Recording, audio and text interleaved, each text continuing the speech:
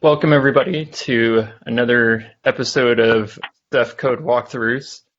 It is February 23rd, and I am joined by Jason here, who is going to be giving us a part two on Librbd, as we have previously gone over in part one. So I know that we've had a variety of people that reached out for part two, and so Jason is giving us some time now to go ahead and go over that. So Jason, will you please take it away? All righty, thank you. So yes, in part one, we covered just the introduction to how IO's read and write requests are sent to Librbd. So I'll quickly recap it, and then we'll dive a little bit deeper, touching on some of the more complicated state machines then in the IO path for this one. Since I cannot see anyone raising their hands because my screen is now taken up with a terminal window, feel free if anyone has any questions, comments, or whatever. Unmute yourself and make it known. Otherwise, I will not know. I will not see the chat. I'll try my best. I'll try my best here to monitor chat for you. So that also works. Thank you. All right. So yeah, at the end of the last time, or during part one, we talked about where basically how IOs enter read-write requests enter Librbd. And in general, we talked about how this, if we look at where we are in the Ceph tree, under source, Librbd is where we keep 99.99% of Librbd related functionality. And there's one CC file in here called librbd.cc. This is basically the entry point for the C and C++ APIs for Librbd. So everything in this file, when it comes to like read and write methods, they don't really do a lot in this file, but it redirects somewhere else deeper within Librbd. So this file is basically what keeps the stable API that's available in the Librbd APIs. So like in this case, this is the C API. So every function you see in the librbd.h or librbd.hcc file for a C++ API, you'll find the corresponding implementation in the Librbd function.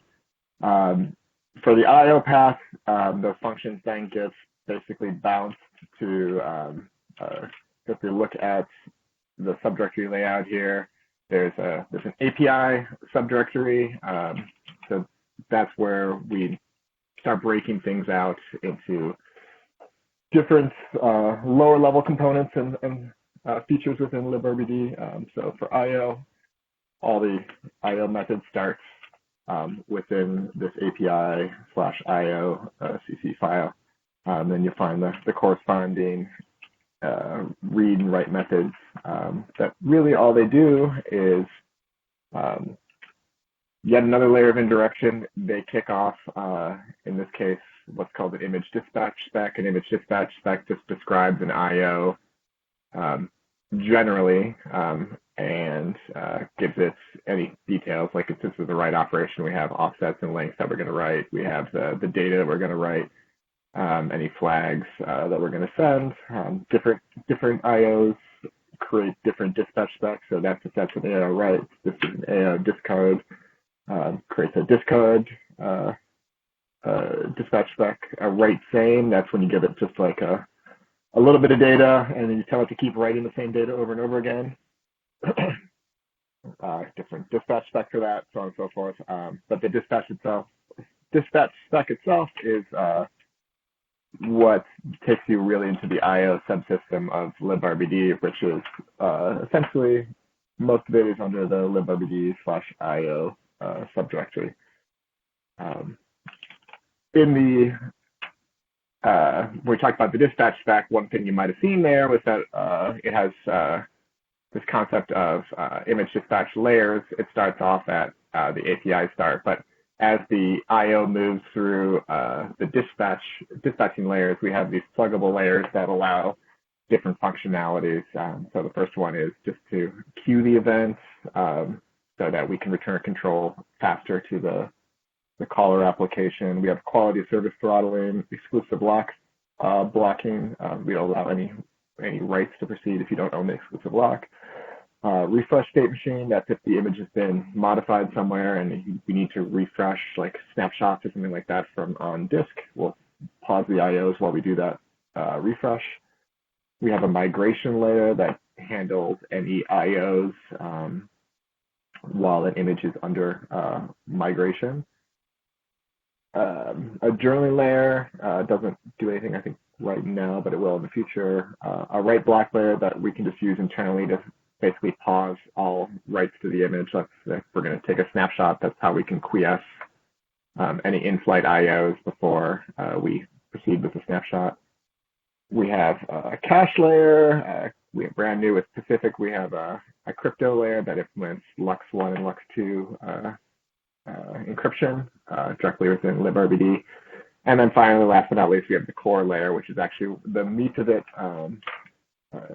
as talked about in part one. And that's the part that then takes a given image extent based IO. Is when we talk about image extents, when you think of the block device, and you have a 1 gigabyte block device, when you reference any section of that block device, let's say bytes 0 through 1K, that is in image extent. So you're referencing image extent byte 0 through image extent byte 1024.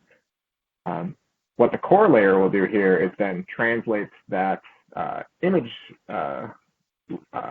extent into object-based extents, because RBD itself is a given RBD block device is made up of, by default, 4 megabyte backing objects that are striped across the object size. So if you have, a 32 or let's say a 16 megabyte image, now you have, 4 different objects 0, 1, 2, and 3 that each represents 4 megabytes of that extent. And Jason, can you remind us what this layer refers to that we're looking at here? This is the pluggable layer for how IO is handled. So as I've set up here, we have these different pluggable layers that just take an IO and they can do different things to it. Like the queue one will enqueue it, like just basically put it in a queue to a thread will take it pop it off the queue in the background, but allows us to return control immediately to the API caller while Librbd continues on its way. Quality of service is throttling. Exclusive lock is making sure that you own the exclusive lock before the IO can proceed. Refresh, so on and so forth. These are all different things. We'll dive into the object dispatch core layer again. But these were all covered at a higher extent, or in a deeper extent in the part one. But it's just a way to. So are these layers in the communication protocol layers? No, so literally they're just a different class instances. So here's what's QoS image dispatch. So this class instance, we would, when the image is opened, we'll create an instance of this class. Then what happens is as the IOs get basically passed from layer to layer to layer to layer in that order that you saw in the ENu. So in this case, this layer could get a read request. That read request was described by the image dispatch spec. And it could say like, well, do we have, in this case, this is a new feature to exclude any particular operations from QoS. But otherwise, if we need to throttle this operation for a read request, this needs throttle method actually does it, and then basically stops the further dispatch of that IO until eventually basically what happens is that when the throttle becomes ready, then we can basically release the IO again and let it proceed to the next layer down in the image stack. So this is just the original version of, from several years ago when I took over Librbd. It was, the equivalent of a bunch of if-then-else statements about running through IO flow. And then as we added more and more features to Librbd, it became an unmaintainable mess. So this just allows us a way to basically segregate logically different sections of code. The example with the new Pacific feature, which is crypto, we have a new image dispatch.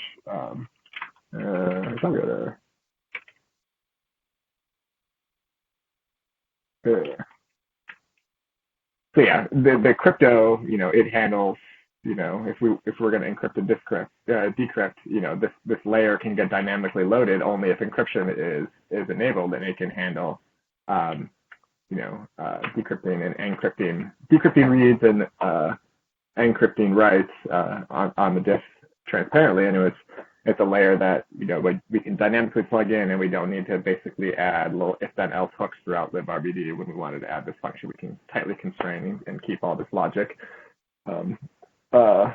consolidated to one specific spot. Does that answer your question? Yeah. Well, maybe the next question is layer to layer. Is there a common interface between a layer to the layer above or below it? Yeah, so there's a templated dispatcher and so this little helper, let's say there's two versions of it. There's the image dispatcher and there's the object dispatcher, because we have image layers and we have object-based layers based on those extents. The same functionality, but basically just it finds a given dispatch layer from where the IO first enters the system or where it next needs to be handled, grabs the dispatcher for that layer, sends the op to the dispatch layer, and then if the dispatch layer says it's handled it returns true. We're done. So that's basically how we can pause the further processing. But otherwise, if it didn't handle it, it'll just keep going to the next layer, to the next layer, to the next layer, to the next layer until it's hit every single layer in the stack. So when you look at the image dispatcher, when it comes to actually sending it, we just use a visitor pattern, and that can basically take the different image. In this case, it's an image dispatcher, so it takes that image dispatcher spec and the various spec type it is, be it a read, a discard, a write same, compare and write, flush, whatever, and it invokes the associated method on the provided dispatch layers pointer. So that's how, based on the incoming dispatch spec, we can then invoke a specific function within a given layer generically, without having to hard code all this logic. So that when you see the logic here for image dispatch, it actually then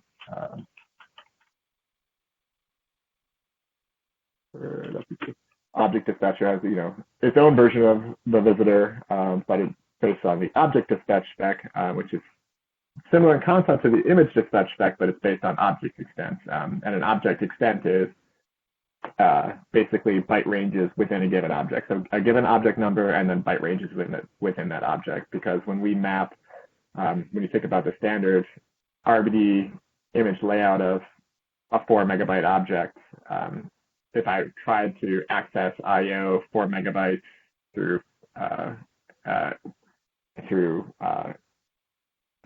let's say 5 megabytes, the image dispatch layer will process it, and eventually when it gets down to that core layer, it will convert it into individual object dispatch specs for that request. And the object dispatch specs, in that case, in the example I used, the 4 megabytes to 5 megabytes, that object dispatch spec would be object number 1, and then object extents 0 bytes through 1 megabyte, because that's how that striping pattern worked to map that.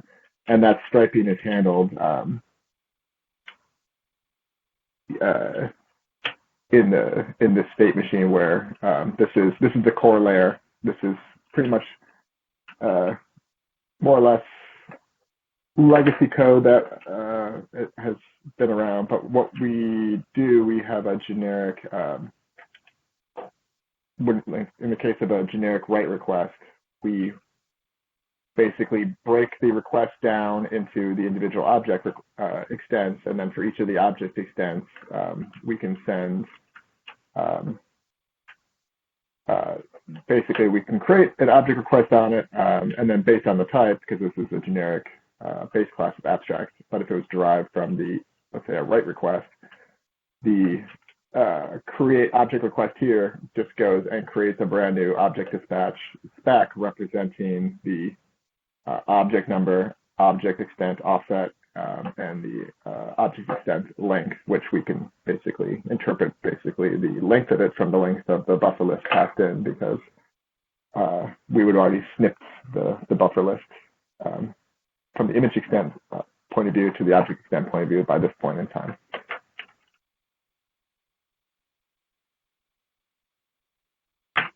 But yeah, getting back to the dispatch layer, where we kind of left off last time was in the object dispatch layer.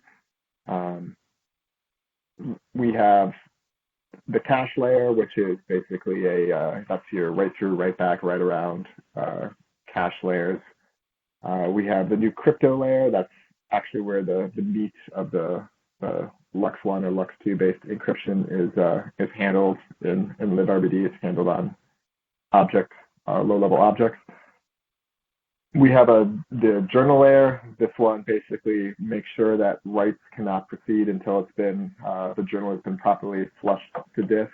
That way we don't end up inconsistent between what's in the journal and what's actually on the disk. We need to make sure the journal is up to date and committed to disk before we let the IO proceed. We have this new thing from Octopus called the parent cache, and that is something that allows read requests to be cached locally for immutable parent images. So if you had a golden image, let's say, of an operating system, then you clone that image to a new block device. Any reads from that block device would normally get serviced by the parent image, but to offload that, a parent cache can write those and persistently locally to the hypervisor host in order to satisfy future reads.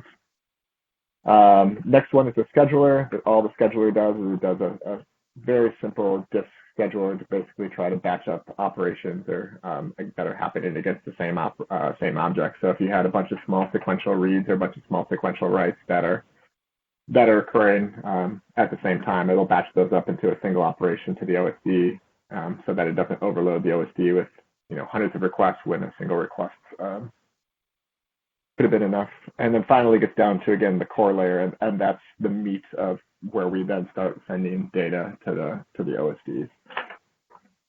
And in this case, the core layer corresponds to the object request state machine.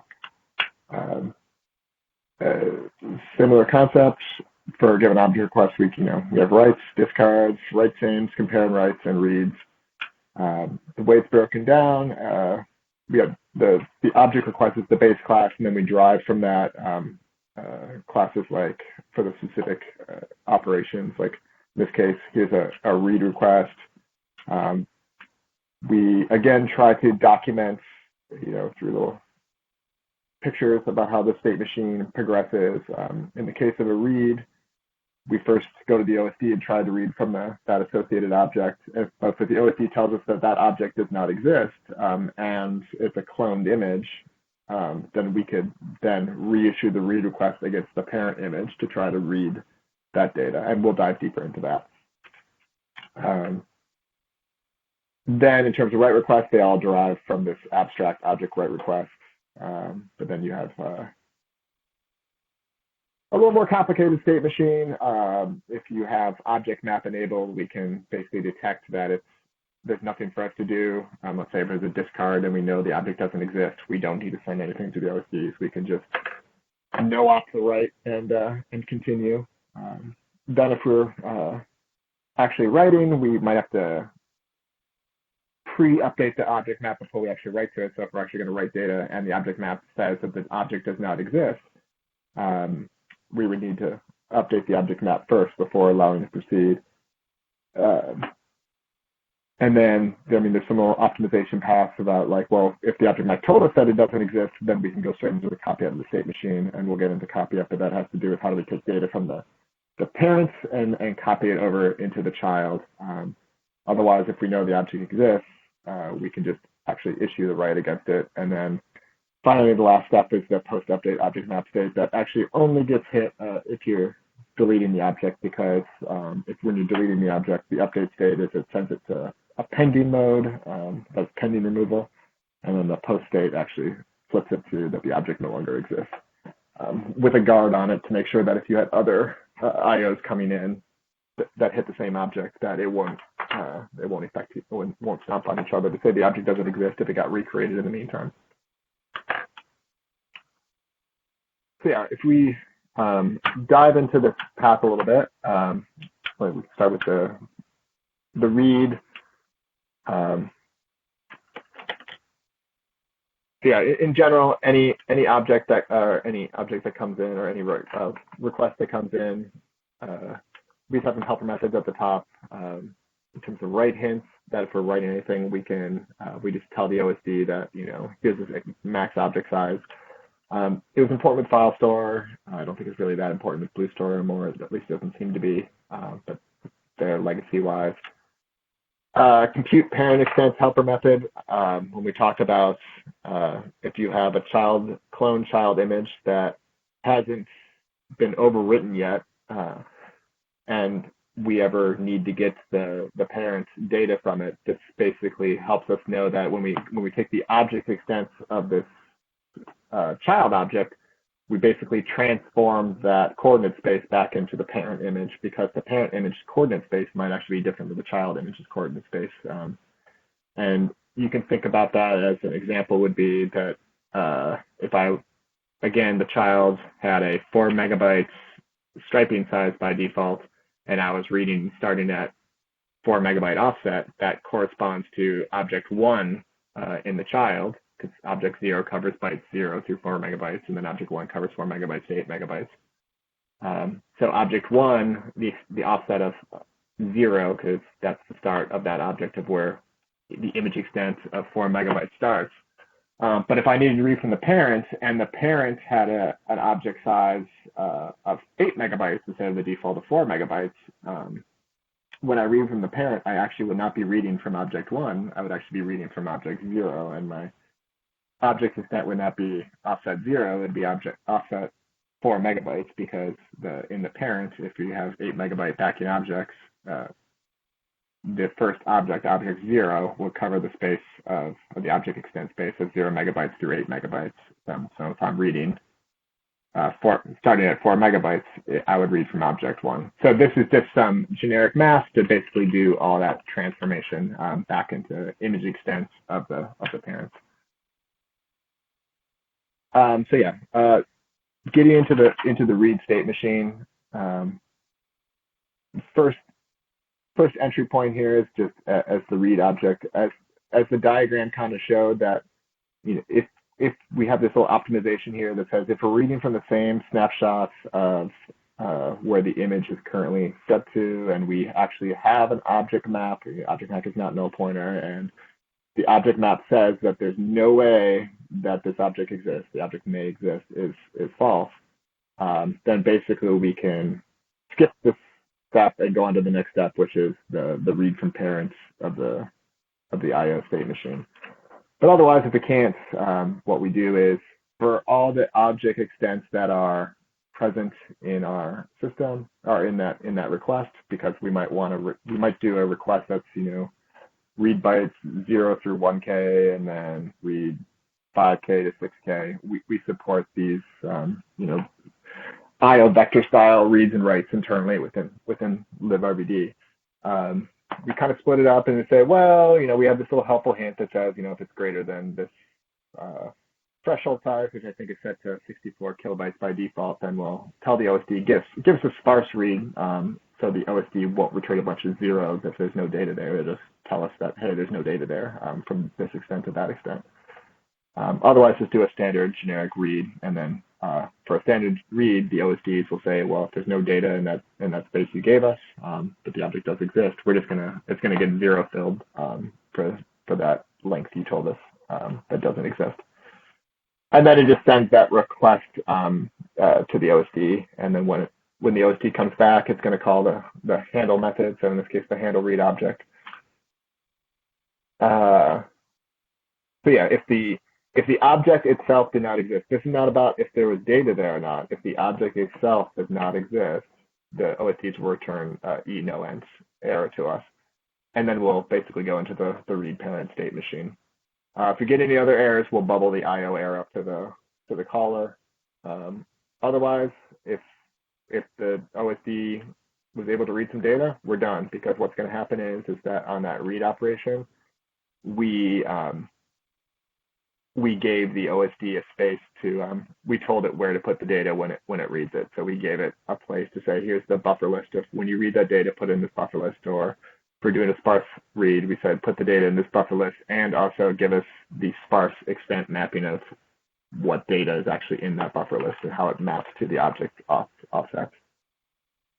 We'll dive deeper into how that then gets converted back up into image space, because this again is object space or extent space. Those buffer lists then need to get reassembled back up potentially into image space, because that's what the caller uses. They always reference the IOs in image coordinate space.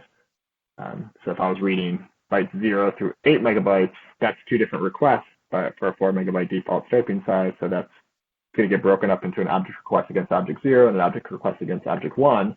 We send both those requests at the same time, in parallel to the OSDs, and they're potentially most likely on different OSDs and different PGs. We'll get the responses back at different times. But this class in itself just represents one of those requests, and the next layer up actually handles then reassembling and basically concatenating those two separate buffer lists in that example back together into a single buffer list that will be used and expected by the client. So yeah, it would finish here if it was able to read any data. Otherwise, it'll go on to the next step, which would be try to read from the parent. Assuming we have some internal flags to basically say don't read from the parent, but assuming that's not turned on, then we basically kick off a helper function. This is semi-new, I think, with Pacific. But really all it does is it takes those extents and does that conversion from this cloned or child images object space and converts it back into the parent's image extent space and issues a read in the exact same fashion that we saw before through the API IO layer to kick off a brand new image extent read, but it kicks it off against the next image in the chain, which is the parent image. So in this case, this is essentially acting like a generic Librbd client like QEMU, because it's issuing a read request in image extent space, and it gets a response back in image extent space, and that's just handled here then. So eventually the data will come back. If there was a parent, it'll get handled. It'll fall through. But if there's no data, it'll get an ENoEnd. So that's by the time when you think about it as a recursive algorithm where it's following the chain up and causing a read on the next parent, the next parent, the next parent, the next parent up. That's how we can support clones of clones of clones of clones of clones. It just keeps recursively calling down into each parent and issues reads until it actually gets some data. So if it gets back to here and there's no data, we know that no parent has any data that covers that extent, and we can just handle that generically. When we reassemble the IO, we can basically give a buffer of zeros back to the user and say, yep, there's no data there. Not that you didn't care, but it was all zeroed. Or if there's any errors, we can bubble that up. The last step of the state machine is copy up, which is essentially on the read path. This is basically a copy up on read. It's not enabled by default. We're gonna get into the copy up state machine next after we go through the write state machine. So I won't dive into this too much, but basically it says like if this feature is enabled, if we're as long as we are doing a copy up on read, like, and that's something that someone said they wanted to do and opted into this, then we'll kick off a copy up request to copy the data from the parent and copy it and clone it down into the child image so that we never have to read from the parent again for that given object extent. The write state machine, very similar, but in terms of where the state machine starts in the send method, we kind of have the same optimization here. You know, well, if we say we don't have an object map, you know, then we just have to assume the object may exist because we don't know without the object map. Otherwise, we can look it up directly in the object map to ask it if the object may exist, because if it knows for certain that the object does not exist, we can potentially take some optimizations here. Like if we were trying to remove an object and the object map says it doesn't exist, then that's an example of how we can skip a no op on a non-existent object, and we can basically end the state machine early without a round trip to the server. You know, so if someone was issuing, it was a brand new RBD image and you did a makefs XFS, which loves to do a giant like whole disk discard, and you had object map enabled. If you didn't have object map enabled, you would just literally have to send discards for every extent of the image, which the OSD would say, yeah, there's no data here, there's nothing for me to remove. But if you had object map enabled and the object map is basically saying, no, there's no data here, nothing exists, that makefs call is basically no opt away into a very fast operation instead of a very long operation on long images, on big images.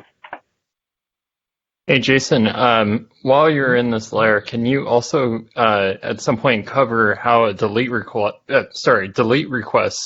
happens in the flow as well? Sure. Yeah. So delete is a write request of this abstract object write request. It covers writes, discards, which are discards are zeroing extents within an object. It's truncating the end of an object, or it's removing an object entirely. It handles the copy and write, and it handles write same operations via the derived classes. So the general state machine is the same, and we can dive into the lower level implementation. So as shown on that little ASCII diagram, now we're here. The next step would be to update the object map to make sure that it actually says that, if we're actually going to write some data, we want the object map to say that the object exists. Or if we're going to remove an object that exists, we need to first set it to the pending state. So if the object map has been disabled, we'll skip out of this state and go on to the next one. We have an optimization here that says again that we know the object doesn't exist. So we're just going to invoke the copy up state machine directly, because the copy up state machine will also handle updating the object map. So we don't need to handle this here. Otherwise, if it's just a plain vanilla write operation, all we do is we can tell the object map and say, hey, asynchronously go update the object map on disk for this given object number with my new state. The new state is determined by the derived class. These are virtual functions. And then once that completes, we advance into the handle pre-write object map update state, which doesn't really do much except for check for errors, so it can bubble the error up. But otherwise, it proceeds to the actual write phase of the write request. And again, we're talking generically here. The write request is any write operation: discards, writes, write-sins, zeroing, truncation, removal, compare and write, yada, yada, yada. So the first step here is if we potentially have copy up enabled, and the definition of if we have copy up enabled, there's two cases here. One is if we're live migrating an image, we need to basically ensure that two different clients can't stomp on each other. So we have this special assert here that when the IO gets to the OSD will evaluate this assert that basically says like, hey, we are asserting that the current object that's on disk has a particular snapshot sequence number if it doesn't error out, and we can detect that error so that we know that we're doing like a stale write operation or something like that to avoid stomping on someone else's changes. So this is new logic when we added the live migration feature in Mimic, or no, I can't remember when it came. But otherwise, the normal path is, or the original path was just this assert that the object exists, and this is for the case only when you have a cloned child image, because the very first write to a child image, we need to make sure that all the data from that overlapping object extent is copied from the parent image down to the child image, and then with your write applied on top of it. So if the object doesn't already exist, and that's what this assert exists check handles, it's going to fail out and not actually perform the write operation, and it's going to allow us to basically go sideways in the state machine to go and do a copy up request, which is a different class. So yeah, to move forward, we add write hints. Those were those things at the top of the file that just say like the object's going to be 4 megabytes in size. We add the write operations. These are, each derived class will inject their own write operations. So this is where like a delete when put in its delete, right, or a compare and write would put in the compare operation and then put in the compare and write operator, and then it sends the request to the OSD for the current context. For the current, we convert that object number into the corresponding RBD underscore data dot image ID dot object number, and when we get the callback from the OSD asynchronously, we'll advance the state machine to the handle write object state. So yeah, what could happen here? The first error condition we could get would be an ENoEnd, and that really can only happen because of the assert exists failed. So the assert exists, the object doesn't exist, so it fails out and aborts, atomically aborts the write operation, saying with the error code ENoEnd. So that's how we know to go kick off the copy up state machine. If we got a E range and we were guarding that write operation because we were doing a live migration, that's how we know again that, oh, we got to go through the special path to go do a copy up, and the copy up state machine also handles this live migration path. Otherwise, there's this race condition case where you were flattening an image while writing to an image, so the parent might actually disappear while you're an IO is in flight. So this is just something that says, oh, let me go restart the state machine back up at the top. Illegal sequence, that's from the compare and write operation. That's just the error code that comes back from that one. And then any follow-up generic errors will just bubble them back up to the user. And then finally, we handle the post-write object map update case, which, as I mentioned, this really only matters for the remove operation because it flips the pending state to the non-existent state for the given object number. So this right here is basically a filter that gets atomically applied on the OSD to say like, well, if the current object map state is pending, and only if it's pending, change it to the non-existent state, and then finish off the IO operation. The one thing I skipped over here is the copy up, and that's going to be the next state machine I'll dive into. But what it does is, the first thing it does is it looks to see if we already have a copy up in flight for a given object number, because I could have multiple IOs that all land against the same object that might kick off multiple copy up state machines concurrently. We can actually then coalesce those actual writes down into the same copy up. So if we couldn't find it, we'll create a brand new copy up state machine, keep track of our new requests, copy up requests, so that any other requests can find it, and then start that state machine off. And otherwise, if we already found an exact match for an in-flight copy up for this given object number, then we can just append ourselves to that request. And what's going to happen is that when that copy up state machine runs and it's finally getting to the point where it's going to then add in all the write operations, it'll just go in order that it saw these writes appended and append those write operations to a single request to the OSD.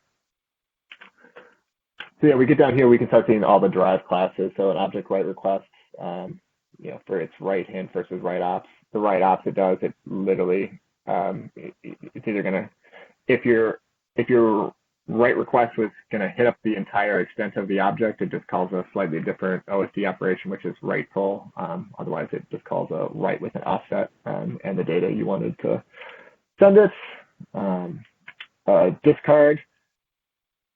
This is where it starts getting, it's got different actions. So if we know that we were discarding and we were going to result in the entire object getting discarded, we can actually remove the object, except for one case, which is the fact that if we were a cloned child image, we don't, when we do a discard, we still want to hide the parent image.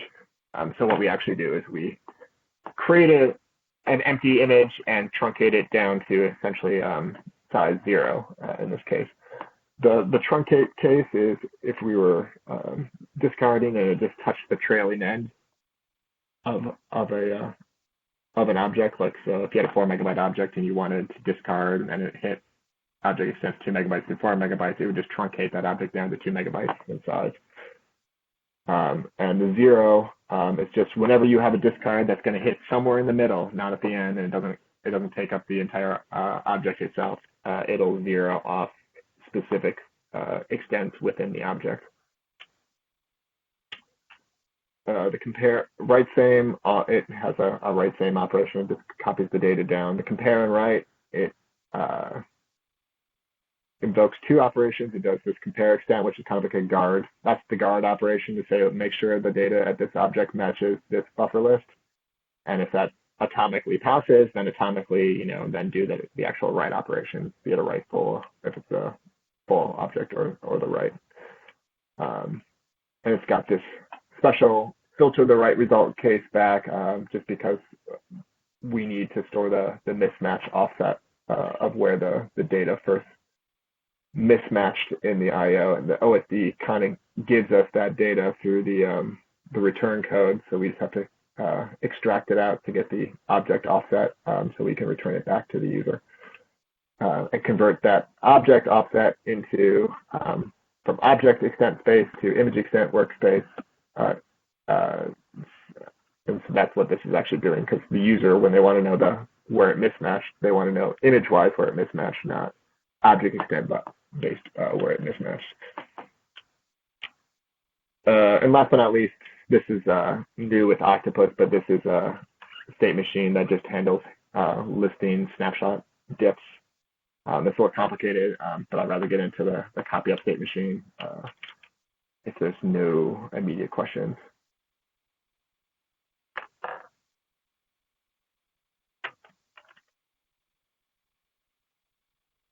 No, you're good on chat right now. So. Okay.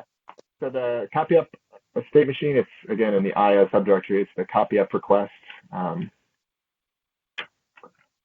In general, well, from the little ASCII chart here, it's how the state machine functions. When it first starts up, the first thing it does is if we're doing a standard clone child image, having to copy data from its parent image down to the child image so that we can actually overwrite some data. The first step it does is it reads that corresponding data from the parent image and then proceeds. If we're doing a live migration, we take this alternate path, which is a deep copy path, which is a different state machine. Probably won't have time to get into because that one's a real doozy. But what the deep copy does, it actually handles going through and reading snapshot deltas from a parent. So if I have a parent image that's got snapshot A, B, and C, and those snapshots A, B, and C have has different data for those different snapshots, the deep copy will actually just take the deltas for each of those snapshots from each of the parents, and then reapply just those deltas to the child image, and that's how live migration handles the process of getting a fully deep copied but yet still sparsely allocated version of your source image to your destination image in a consistent fashion that doesn't require exclusive locks or anything like that. But yeah, once we do the read from parent, we can update the object maps, and it's maps plural because we might have one or more snapshots on our child image or destination image in the case of live migration. So we would need to update all object maps from beginning of time to the current head revision, and then we actually perform the copy up operation.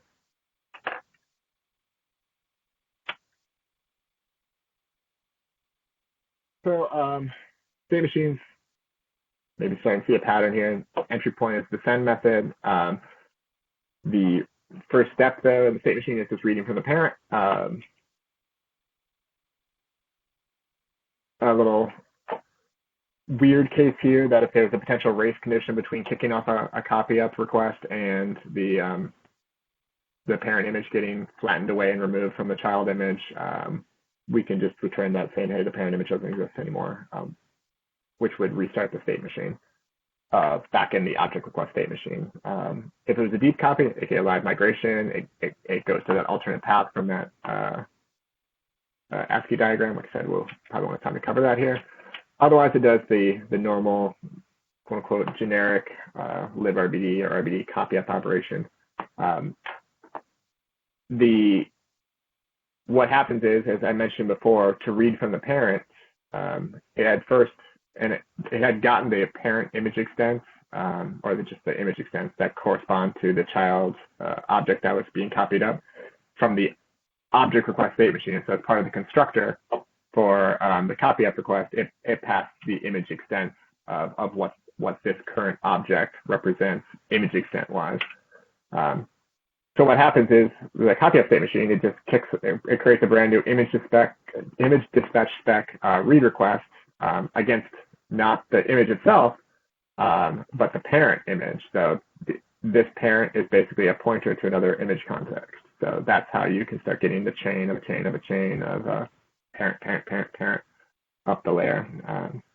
We tell it that we're going to start dispatching it at the start of the internal layer, so that bypasses like those QoS layers and bypasses the Q layer, the other things that normally are only meant for end user API.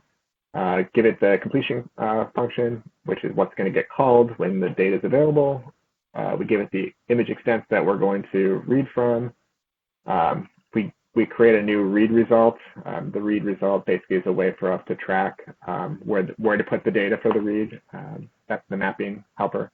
In this case, we're going to do a sparse read, so we give it a map and a buffer list. So if the parent actually had no data, or if I'm requesting to read 4 megabytes and only had 1 megabyte of data available, the buffer list here would only have 1 megabyte, and the map would tell me how that 1 megabyte maps back to the image, and then we kick it off. Once we get the data back from a parent, assuming it's not a failure of some IO that we need to bubble up, this is a new thing related to crypto, because if we have like a LUX header on the image, we just need a generic way to basically map the data, and basically slide the data down or up to cover up the LUX header. Otherwise,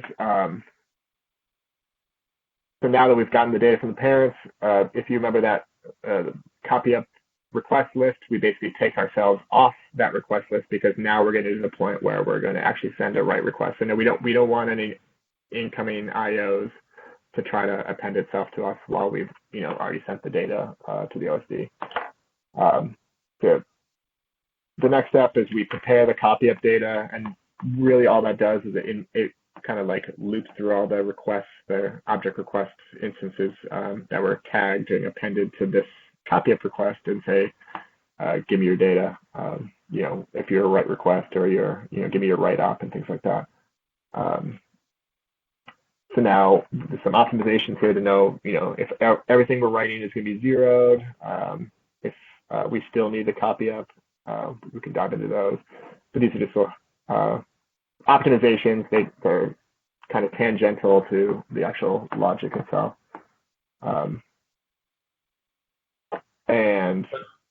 Well, Jason, we are approaching towards the end for the session. So would there be anything like in summary of what we have covered today that you would like to leave the audience with?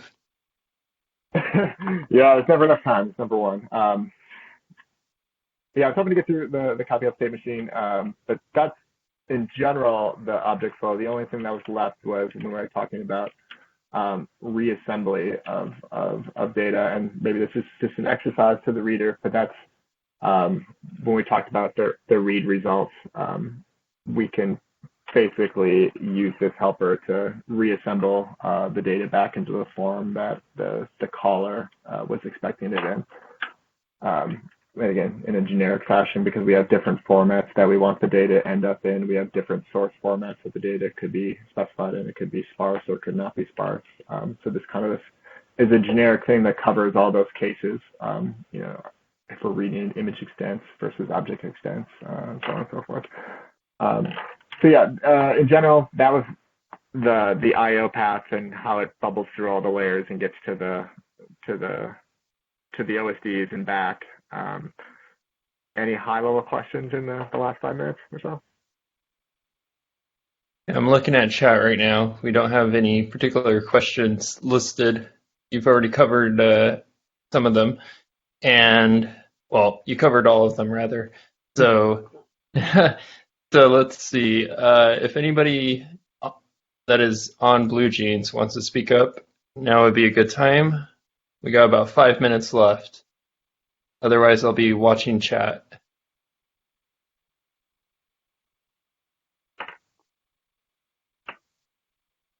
So so in general, though, the important thing to know is that we try to let you follow the state of the world through at least pictures to try to make it easy to follow the control flow.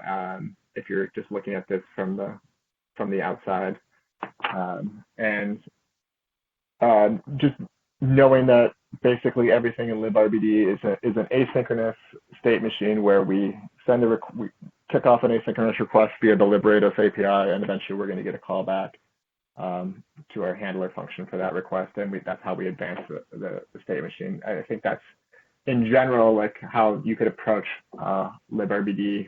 Every state machine is its own file usually.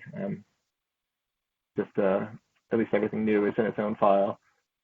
Just try to make things easier, given the potential for complications. Make things easier to understand and follow the flow of.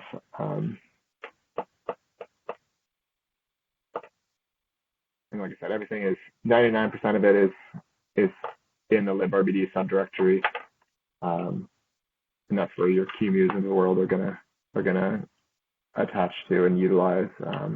Even if we're going to look at other functions, we have things in the tools directory. We have the RBD CLIs and tools for RBD mirroring. That's a subject in itself. But yeah, the RBD mirror daemon is there. The RBD network block device daemon is got its own directory, and so on and so forth. And this is new and specific. This is the new Windows NBD daemon from SUSE and Cloudbase. But we try to keep semi-organized where everything goes to make it hopefully easier to understand. But if there's questions, comments, or concerns, I mean, there's the mailing list, there's IRC. Feel free to reach out.